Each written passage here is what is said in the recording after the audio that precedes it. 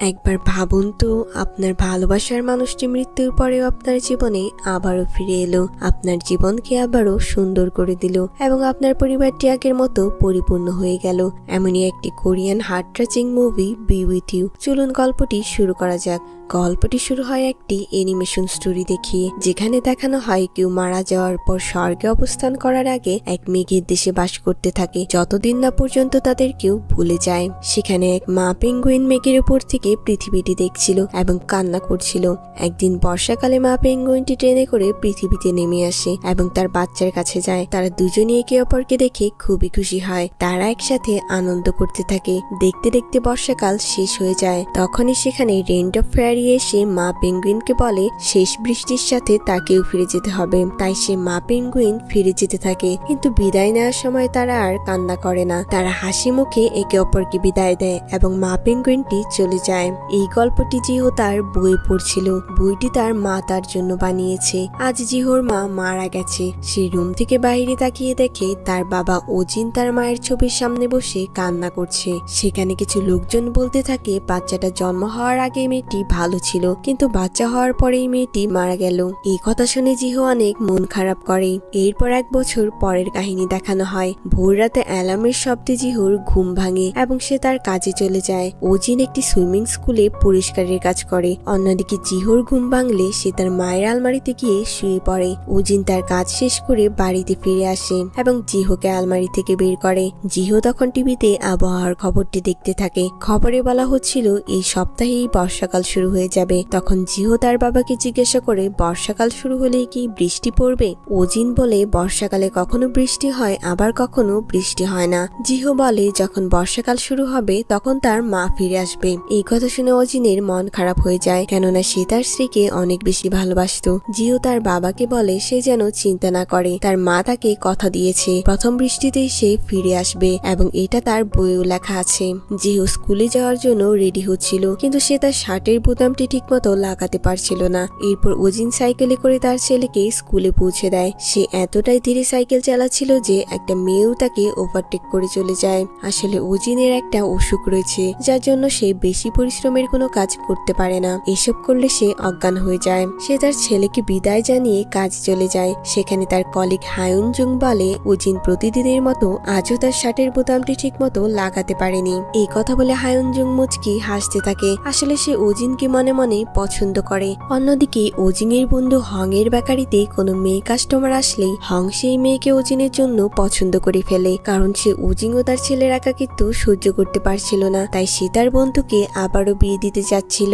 জিহো প্রতিদিনের মতো স্কুল শেষ করে হং এর বেকারিতে আসে। জিহো হংকে বলে আগামীকাল তার স্কুলে দৌড় প্রতিযোগিতা রয়েছে, সেখানে বাচ্চাদের সাথে তার পরিবারের সদস্যকেও দৌড়াতে হবে, কিন্তু তার বাবা তো দৌড়াতে পারবে না। তাই জিহো অনেক মন খারাপ করে। হং বলে দৌড় প্রতিযোগিতায় সে জিহোর সাথে পার্টিসিপেট করবে। এরপর ওজিন আসে তার ছেলেকে নিয়ে যেতে। তখন হং ওজিনকে বলে সে তার জন্য একটি মেয়ে পছন্দ করেছে। ওজিন তার বন্ধুর কথাটি ইগনোর করে চলে যায়। পরের দিন দৌড় প্রতিযোগিতা শুরু হয়। হংকে দেখে জিহোর বন্ধুরা বলে এই প্রতিযোগিতায় ফ্যামিলির সদস্য ছাড়া অন্য কেউ পার্টিসিপেট করতে পারবে না। এই কথা শুনে জিহোর অনেক মন খারাপ হয়ে যায়। ঠিক তখনই সেখানে তার বাবা চলে আসে।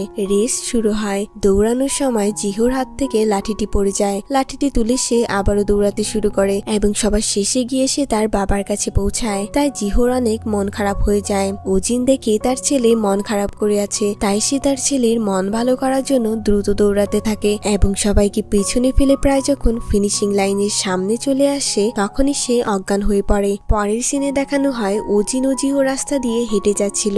জিহো তার বাবাকে জিজ্ঞাসা করে তুমি কখনো আমাকে ছেড়ে যাবে না তো বাবা? ওজিন প্রমিস করে সে তার ছেলেকে রেখে কোথাও যাবে না। রাতে ওজিন তার স্ত্রীর পুরানো একটি ভিডিও দেখছিল, যেখানে জিহো 4 লেয়ার যুক্ত একটি পাতা খুঁজছিল, কারণ তার মা বলেছে এই 10টি পাতা কালেক্ট করলে একটি ইচ্ছা পূরণ হবে। তার মা বলে তোমার ইচ্ছা কি? জিহো বলে আমি চাই তুমি সুস্থ হয়ে যাও। ভিডিওটা দেখে ওজিন অনেক ইমোশনাল হয়ে যায়। সকালে জিহোর ঘুম ভাঙলে সে দেখতে পায় বৃষ্টি শুরু হয়ে গেছে, তাই সে দৌড়ে বাড়ি থেকে বের হয়ে যায়। তার পেছনে পেছনে ওজিনও যায়। তারা একটি পরিত্যক্ত রেল স্টেশনের কাছে আসে, যেখানে জিহো তার মাকে খুঁজতে থাকে, কিন্তু সে তার মাকে কোথাও খুঁজে পায় না। মাকে খুঁজে না পেয়ে জিহোর অনেক মন খারাপ হয়ে যায়। তখন ওজিন বলে হয়তো কোনো সমস্যার জন্য তোমার মা আজ আসতে পারেনি, তাই এখন বাসায় চলো, আমরা কাল তোমার মাকে আবারও খুঁজবো। জিহো বলে তার মা বলেছে সে বর্ষার প্রথম বৃষ্টিতেই ফিরে আসবে।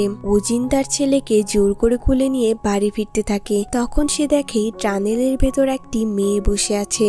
জিহো বলে তার মা এসেছে। তারা দুজন আস্তে আস্তে ওই মেয়েটির কাছে যায় এবং জিহো মেয়েটিকে দেখে মা মা বলে ডাকতে থাকে। মেয়েটি যখন মাথা তুলে তখন ওজিন শকড হয়ে যায়, কারণ এই মেয়েটি তার স্ত্রী সোয়া। সে ভাবে তার স্ত্রী কিভাবে ফিরে আসতে পারে, কারণ সে তো 1 বছর আগেই মারা গেছে। অন্যদিকে সোয়া তাদের কাউকে চিনতে পারে না এবং কোনো কিছুই মনে করতে পারছিল না। এরপর জিহো সোয়াকে টেনে ঘরে নিয়ে আসে এবং একটি ছবি দেখিয়ে তাকে বলে এটা হচ্ছে তুমি, আর তোমার পাশের ছেলেটা আমি, আর তুমিই হচ্ছ আমার মা।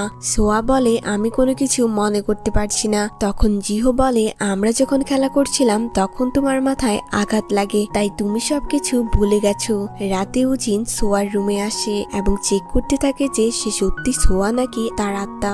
সে বুঝতে পারে এটি সোয়া কোনো আত্মা নয়। সকালে জিহো স্কুলে যাওয়ার জন্য রেডি হয় এবং বরাবরের মতো সে আজও তার শার্টের বোতামটি উল্টোভাবে লাগায়, তাই সোয়া তাকে রেখে শার্টের বোতামটি ঠিক মতো লাগিয়ে দেয়। এটি দেখে ওজিন অনেক খুশি হয়ে যায়। এরপর ওজিন জিহোকে স্কুলে পৌঁছে দেয়, কিন্তু জিহো স্কুলে না গিয়ে বাড়িতে চলে আসে। বাড়িতে এসে সে তার মায়ের সাথে সারাদিন খেলাধুলা করতে থাকে। বক্সিং খেলার সময় সোয়া ভুলে তার নাক ফাটিয়ে দেয়। রাতে জিহো তার মায়ের হাতের রান্না খেতে চায়, তাই জিহোর আবদার রাখতে সে রান্না করতে চায়। যেহেতু তার মার কোনো স্মৃতি ছিল না, তাই সে ঠিক মতো রান্না করতে পারছিল না। সে গরম তেলের মধ্যে পাস্তাগুলো ছেড়ে দেয় এবং গরম পাস্তাগুলো এদিক ওদিক ছুটতে থাকে। জিহো তখন ভয়ে টেবিলের নিচে লুকায় এবং ওজিন তার স্ত্রীকে জড়িয়ে ধরে, যার ফলে গরম পাস্তাগুলো তার পিঠে এসে লাগে। রাতে সোয়া ওজিনের পিঠে মলম লাগিয়ে দেয়। সোয়া ওজিনকে জিজ্ঞাসা করে তাদের কি লাভ ম্যারেজ হয়েছিল। তখন ওজিন সবকিছু বলতে থাকে, আর এখান থেকে ঘটনাটি ফ্ল্যাশব্যাকে চলে যায়। সোয়া হাই স্কুলে ভালো স্টুডেন্ট ছিল আর ওজিন সব সময় সুইমিং নিয়ে বিজি থাকতো। সে সুইমিং এ অনেক বেশি ভালো ছিল। একদিন সুইমিং করার সময় সোয়া ডুবে যাচ্ছিল, তখন ওজিন এসে সোয়াকে বাঁচায়, আর এরপর থেকেই ওজিন তাকে ভালোবেসে ফেলে। লাইব্রেরিতে এসে ওজিন ও হং সোয়ার ব্যাপারে গল্প করছিল, তখন হং তাকে আইডিয়া দেয় তুমি সোয়ার সামনে কুল সেজে থাকবে এবং তার কাছে কলম অথবা ইরেজার চাইবে। তার বন্ধুর কথা মতো ওজিন সোয়ার কাছ থেকে কলম চায়, কিন্তু সোয়া তাকে মানা করে দেয়। এরপর ডান্স প্র্যাকটিসের সময় হং বলে সোয়া তার ফিলিংস লুকানোর চেষ্টা করছে, তাই তুমি এত ভেবো না। সে যদি তোমাকে বেশি পছন্দ করে তাহলে সে অবশ্যই তোমার ডান্স পার্টনার হবে। পরবর্তীতে দেখা যায় তারা দুজনই লেফট হ্যান্ডেড ছিল, তাই টিচার তাদের দুজনকে ডান্স পার্টনার বানিয়ে দেয়। ডান্স প্র্যাকটিস করার সময় অ্যাক্সিডেন্টালি ওজিনের মাথা লেগে সোয়ার নাক ফেটে যায়। সোয়া কিছু না বলে সেখান থেকে চলে যায়। সেদিনের পর থেকে স্কুলের শেষ দিন পর্যন্ত তাদের মধ্যে আর কথা হয়নি। স্কুলের শেষ দিনে হং ওজিনকে বলে তার মনের ফিলিংসটি সে যেন সোয়াকে জানিয়ে দেয়, কিন্তু ওজিন নার্ভাস থাকার ফলে সে তার ফিলিংসটি বলতে চাচ্ছিল না।